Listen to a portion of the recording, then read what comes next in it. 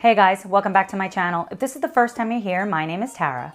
I love the holiday season, and with Christmas rapidly approaching, I thought today it would be super fun for us to make a classic side dish, stuffed mushrooms. Not only are these stuffed mushrooms incredibly delicious, they're also really easy to make, and you guys are gonna absolutely love them. Before we get started, if you have not already, I would love for you to be a part of this community. You do that by hitting the red subscribe button that's right below this video. Tomorrow, we are making a meatball Alfredo pasta. You do not want to miss this recipe. Be sure to click the bell icon. That way you're notified each time I post a new video. If you guys are ready to make some super delicious stuffed mushrooms, then keep on watching.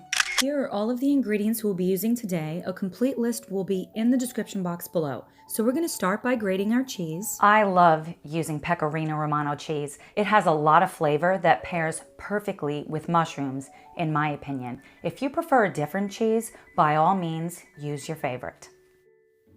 Now we're gonna mince up our garlic. I love to use my garlic press for this. You could, of course, just grate it in with a microplane or even just chop it up. Next, we're gonna cut off the outermost part of the mushroom stem.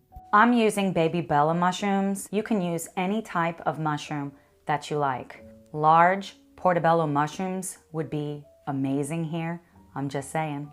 Using a sharp, small knife, we're gonna remove the rest of the stem as well as some of the mushroom in order to create the cavity for the stuffing. The ratio is about 50-50 for the mushroom caps and the filling. You will probably need to use a few of the whole mushrooms to bulk up the filling. I find it's easiest to use the largest mushrooms that you have for the base. Sometimes accidentally when we're doing this, we may cut through the mushroom and make a hole. If this happens, just take that piece of mushroom, chop it up, and throw it in with the rest of the stems to be part of the filling.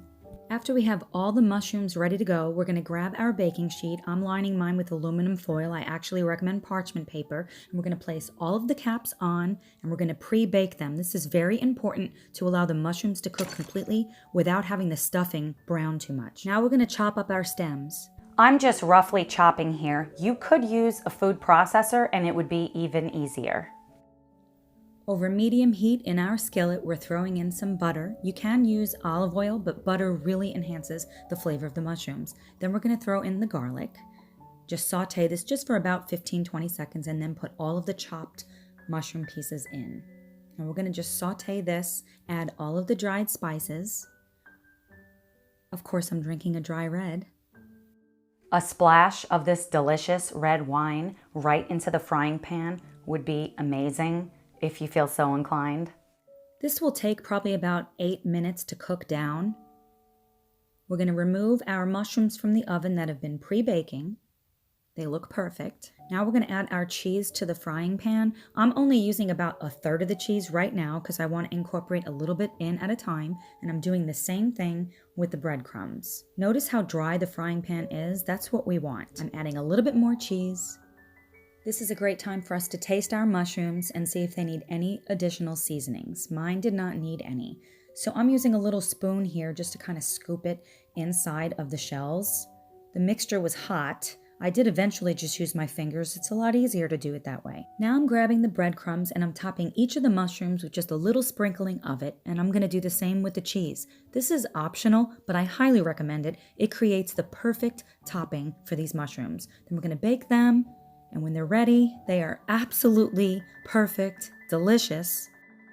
You're gonna wanna check out these delicious holiday recipes. I'm gonna leave them right here for you. Go ahead and click the video on the screen and I will see you over there.